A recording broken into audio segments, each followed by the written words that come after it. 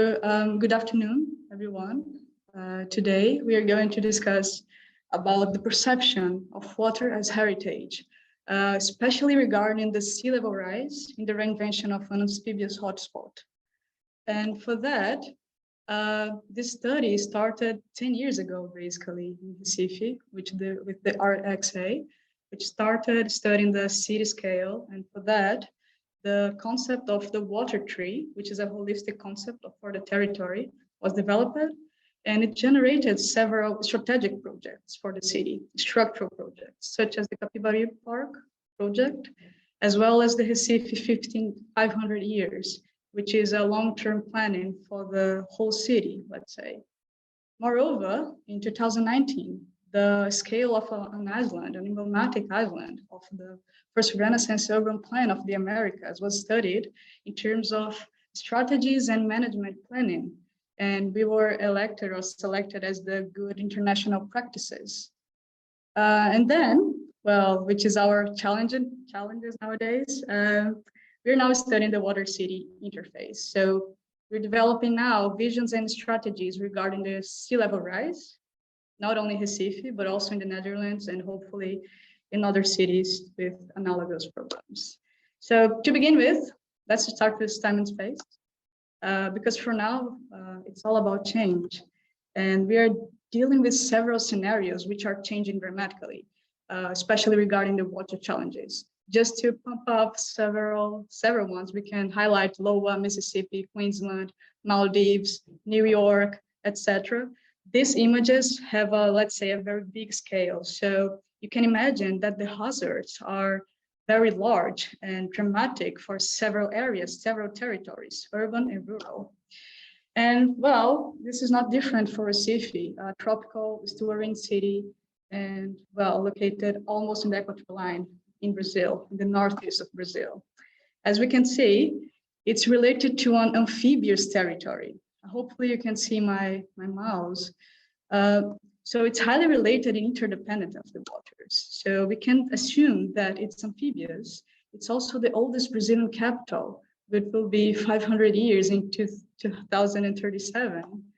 Also, it's the first Renaissance urban plan of the Americas, if we recall to the Dutch colony in the Dutch initial occupation of the land. And as well, it's considered as the 60th climate hotspot, which means, in other words, that it's the 60th world most vulnerable city due to climate change, according to the IPCC, the biggest authority in terms of climate all over the world. So if we think about different scenarios, we're dealing with lots of uncertainties, but we can consider different RCPs, which is related to the emissions of greenhouse gases. And well, the first two ones are the most optimistic scenarios, while the last two ones are the most pessimistic, if we may consider, which would consider a high increase of this gas house emissions. However, the IPCC, which is a conservative institute in terms of climate change, have already, let's say, considered the two first ones, and it's also only considering the RCP 6.0 and 8.5. And even the also other conservative institutes, even in Recife, they are only considering the RCP 8.5. So, okay, for that, we can develop some simulations, especially considering the relationship between temperature and also the years. So if we take the RCP 8.5, we can have different ranges of temperature. It can raise until, for example, 4 degrees Celsius. So let's try to specialize this idea. So if we keep raising the temperature, what would be the relationship between the rising sea levels, or the expected relationship between the rising sea levels? So, okay, if we raise 0.5 degrees Celsius, 1 degree, 1.5, 2, 2.5, 3, 3.5, 4, and the most part of the city is sink. So let's try to delve deeper into this concept. This is the scenario nowadays, 2022. And basically, that's the main structure of the territory. You can see that's mainly amphibious. However, it's considered 100% urban. Well, in 2050, if we are a bit more optimistic and raise only 0.5 degrees Celsius, the sea level can raise 1 meter. And we should also consider also the tidal variations, compound events such as strong rainfalls or even floods in the river. So this would be a provocation of a possible future vision of the city, which is highly related to the initial DNA of the territory. So we can sort of say that we have a very coherent storyline and a genetic code in terms of landscape that is trying to, to be reclaimed by waters again. So another scenario, 2100, again, the sea level might rise 2 meters in this scenario. Again, it's surrounded by lots of uncertainties, but that's a possible expectation. So we have more than 100,000 buildings affected, as well as several conservation unities. So just to try to delve deeper into the several areas of the city, this is the historic center, mainly the first Renaissance plan of the Americas. The Antonio Vaz Island is over there on the left side. The Marco Zero, which is related to a radial structure of the city. If we delve deeper and zoom in into the square of Terço, which is an important point of Black resistance in Recife, and was also related to an ancient Dutch canal here on the left side. So it's somehow the history tends to repeat itself, even in the landscape. Moreover, we can also relate to the Recife, Bairro de Recife again, which is the point of where the city can be originated, if we may say. Here we have Brasilia Teimosa, which is an old fisherman community, which is highly threatened to disappear again. And well, on the top side of the screen, we have again the first Renaissance urban plan of the Americas, Antonio Vaz Island. One urban feature, the mangrove park, which is the biggest urban mangrove in Brazil, which is also threatened to become highly submerged in the region. The south zone of Recife, which is densely populated and have lots of critical infrastructures, we may say. The regions that we call in Portuguese Beira Rio, which is also in the north area of the city.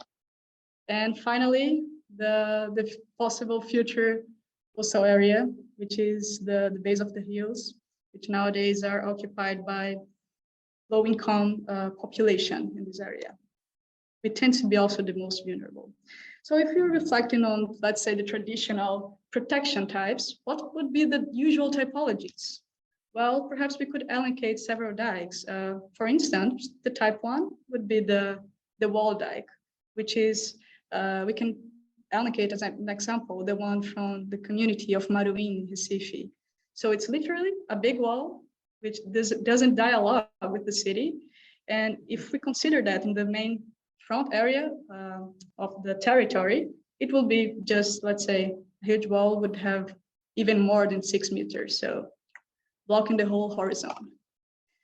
Furthermore, we would have another type, which is being developed in New York, for example, which is a wall, but it's a bit more programmatic in terms of architectural functionalities. It can have multifunctional spaces, it can be a park, but again, it's a wall, which is like an arc along the city. And a third type, which is mainly related to an ecosystem line, where we can think about different levels, different layers. So we start temperated the different water levels until the, let's say, the main frontline waterfront of the city. So we can not only prevent this, the horizon line, but also the main geographical and geological accident that originates the city, which are the system of reefs. So if we compare these 3 main ones, what would be the most indicated maybe for this case? Perhaps we can allocate some hypotheses, which was discussed collectively. The first one could be related to adaptation maybe, which means that, okay, we can consider that the water will access the territory. It's not waterproof. So for that, we can think in lots of strategies. For instance, we can think about rainforest storage in the hills, how to integrate the main river basins, which is also related to the concept of city park, as well as we can think about some coastal protections, such as Burma dunes, some local contentions, like in the most emblematic areas of the city, which is a bit problematic, especially in terms of significant, but it's a possibility indeed. Build several local contentions, amphibious architecture and how to adapt the infrastructure in terms of the sea level rise and the salty waters and so on.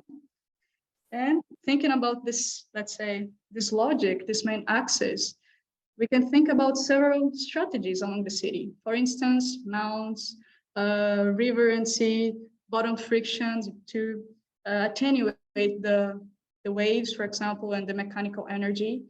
Also, how to influence in the perception of the wall height, leaven, revetment next to the mangrovers, for example, parks for flooded areas, flooded plains, depending on the sea level rise, depending on the rainfall, etc. Dikes park, protection barriers, buildings, silt houses, etc., etc., etc. So also learning from the traditional experience, we may say, as well as we can think of, again, in portable protection elements, floating islands, submersible boardwalks, and any others. Well, this is mainly related to adaptation, but does that make sense to a city which is the oldest metropolis in Brazil to really become definitely submerged? So for that, we can think about a filtering ecosystem, perhaps, of articulated marine parks in the sea, also articulated with the vision of city park.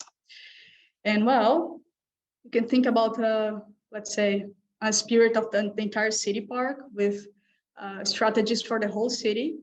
But for this presentation, for our discussion today, let's focus on the ocean park. And for that, the system of articulated parks starts with the Ocean Technological Park at around 1.5 thousand kilometers from the coast, mainly related to energy production, clean energy production. Again, for until 1,000 meters, we can think about a park of floating islands, for example, to attenuate the wave impacts. And also a park of filtering pools that would temperate the sea level rise, and also how the waters, the fresh waters from the rivers might encounter with the salty waters. And if we make a cross section, we are dealing with two main features, the mangrove and the mimicry of the mangrove itself. So if we take a look in the cross section on the bottom of the screen, we have the mangrove, let's say the entrails of the mangrove, an urban centrality, and how it can articulate with the park, with the pool park, with the floating islands, and the technological park. Everything working as a system. And we need to keep in mind that since it's a system, we are inserting the system inside another system, which is the ocean, a highly complex environment. So again, just to highlight some, let's say, the spirit of the intervention or the possible reflection hypothesis, we can start with a technological park with renewable energy, marine energy, solar energy, but highly, let's say, innovative and technological and clean energy mainly. Moreover, we can also think about a floating islands park, how to contain the impacts of the waves mainly and restore wildlife at the same time. Moreover, this floating parks island would assume that spirit, can be articulated, of course, with the pool park itself. And last but not least, next to the coast, we would have a filtering pool parks, which is related to water purification, your urban future, and that's the layer which would directly contain or articulate the different levels of the sea. So it can embrace different spirits. It doesn't need to be a technological barrier, but we can mimetize the living ecosystems of the area, such as the restinga and the mangrove, such as the cottons, for example, which is the interbreed, the interconnection between both ecosystems, generating a third one. And well, again, if we zoom in a bit, what it could be, you can think about new habitats, for example, with different levels of water, floatable and non-floatable landscapes, public programs or public spaces, different activities, We can think about as something more pragmatic for areas which are always flooded, periodically flooded, or never flooded. It will depend also on the, let's say, on the topography. So which kind of uses would accommodate, and of course, having nature as the main, let's say, the main axis of the project.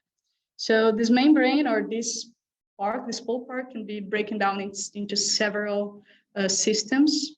Just to mention a few ones, we can have the system of flora, which would have the Restinga, the Ecotonus, which is the relationship and the integration between Recife and the Mangrove.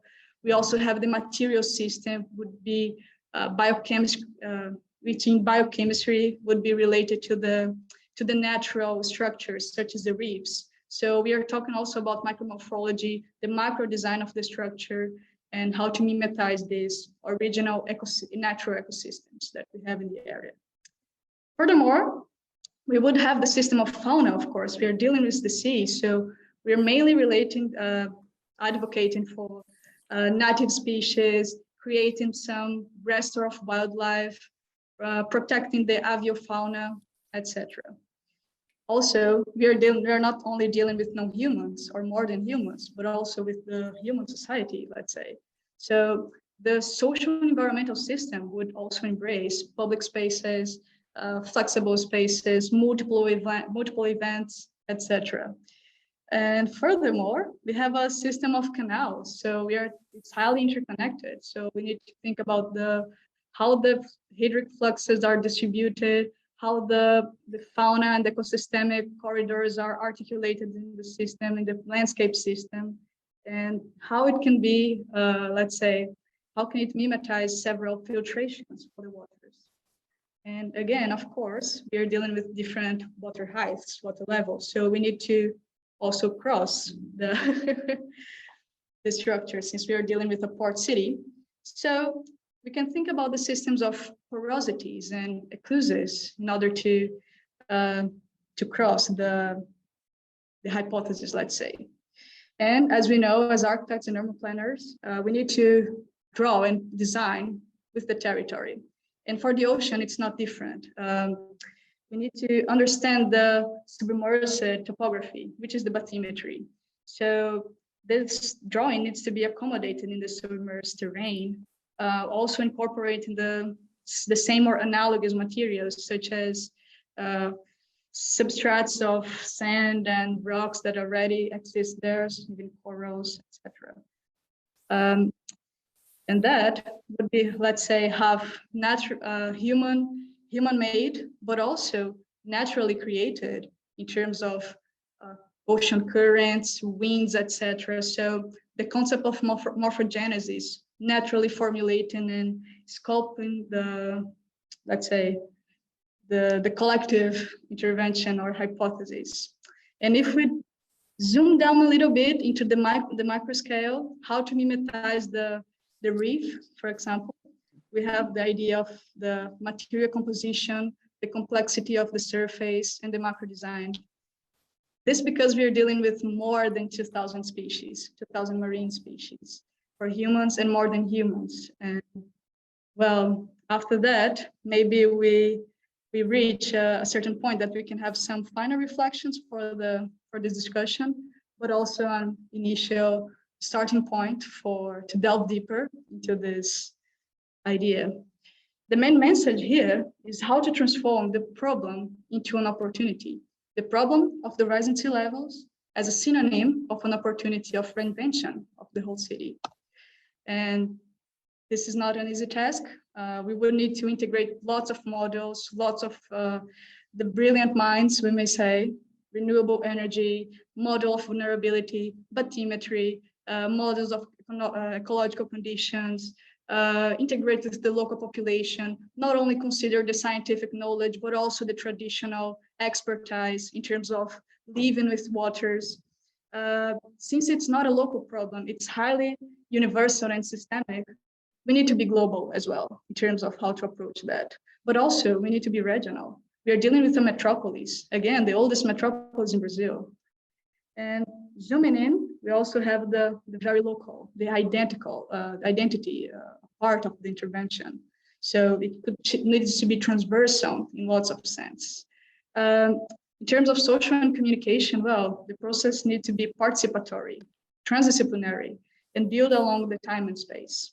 And of course, it also needs to have an alternative of funding. So, for instance, the technological park is one of the most viable hypotheses or alternatives. And then after that, we need to compile all these ideas, all this knowledge and expertise in order to build a center of excellence in terms of climate change. And after that, we can think about how to make the dream come true. Let's say, how to make it be alive somehow. And well, we are not alone in that, fortunately. We have several people on board and committed in the same challenge, in the same mission. But the empty spaces are proposital, are intentional, because it needs to be increased. And well, this is because nature is considered as the most biggest, let's say, the biggest technology of the future. And the future is now. Thank you very much. Thank you, Mila. Thank you so much, Mila. Thank you so much. It was brilliant. So I'm sorry that I couldn't be at 6, but today I was at 5. I was still in Lisbon. I thought I will never get there, but then in the end it was quite smooth. So I was just almost on time. So, but it was absolutely brilliant, amazing. So you are already predicting the climate changes, and in fact you have solutions, you have ideas to avoid the rise of the sea level. It's amazing. It's really amazing. So and this like the main body of this research project is in the Netherlands, yes? I would say that it's shared. Okay. It's really started in Recife, on the other side of the ocean. Started in Recife. Okay, very good. But of course, there's a partnership between Recife and the Netherlands. And now, curiously, we will address another city here in the Netherlands, or another region, also related to the rising sea levels. Again, it's a highly complex challenge that we have, not only in Brazil, not only in the Netherlands, but as we were discussing before the presentation started, maybe it's the main challenge of the coastal slow cities, let's say. Yeah, like Venice also. Absolutely, yeah. Absolutely.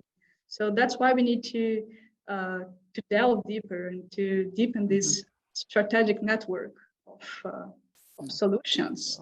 That, of course, we have shared challenges, but the solutions should be, let's say, investigated case by case. Because we are dealing with landscapes, we are dealing in urbanism as landscape, as Harvard University defends, and well, as it's one of the main tonics nowadays. We're dealing with the future of humanity. For instance, Recife, we have more than 2 million people threatened. Yes, absolutely. The cities are the future. It is more or less predicted that in 100 years, almost no one will live out of a city. So it will be like minority. Okay, very well. You know that me, Patricia and Clara, we also studied a partnership between the Netherlands and Recife in the 17th century. the Friburgo Garden. Well, it has nothing to do with this, but it was a partnership between these two areas. And that is interesting. So does anyone else has questions, please? Yeah, so first I wanted to congratulate you for the presentation. It was awesome. I think that the visual elements are amazing and so necessary, because sometimes people don't even realize how important it is to debate water and climate change. So you have all these visual elements and simulations, and this is amazing and so necessary. And for us as architects, it's so good to see this.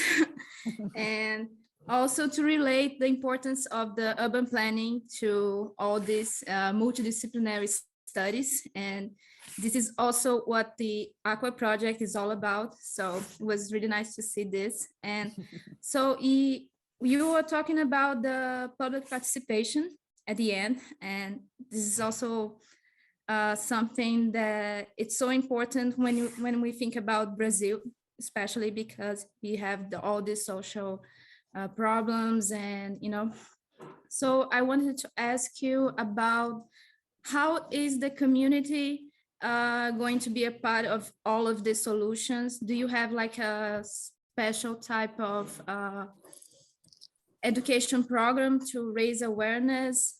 I don't know what you were thinking about when you say public participation, so just wanted to ask you about this. Thank you, Clara. And I would like to highlight that what you pointed out is crucial so far. Public participation, especially in the context of Brazil, it's a huge challenge, especially nowadays that we are dealing with several crises in the state. But of course, we are dealing with for a city, and a city is it's a heritage created by the human society mainly. So we need to involve the society in order to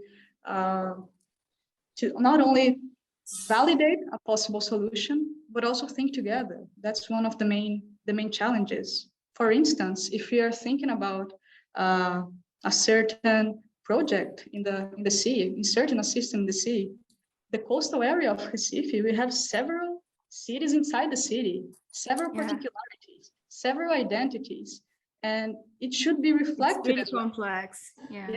It should be also modular, so it should reflect. If let's say we have a macro plan, of course, but it's adapted. It's let's say adjusted to the different realities, and the population should be there as well. Oh, absolutely. So it should be, let's say, so far we are studying, still analyzing how it can happen pragmatically, but absolutely, we are absolutely clear that that's one of the main essences of a good project. Or when we have a dream, it only becomes true if the dream is collective, if you're dreaming together.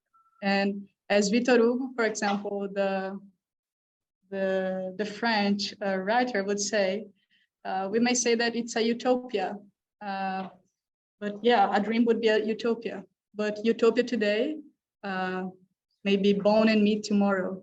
So I would say that it's a collective effort, not only the civil society, but also the academic society, the government, etc. Because again, it should be transversal. And this effort should, let's say, should be with all of us as one of the main axes of articulation in society, especially in times of fragmentation is taking place. How to be systemic again. Yeah, definitely. Yeah. It's because it's always complex to talk about public participation because it is so necessary, but it's so hard to achieve the necessary level, or how you just said it's a utopia, and there's so many steps to get there. But yeah, we should always discuss this. Absolutely. And well, as the UN apports us, we should all be activists. Very well.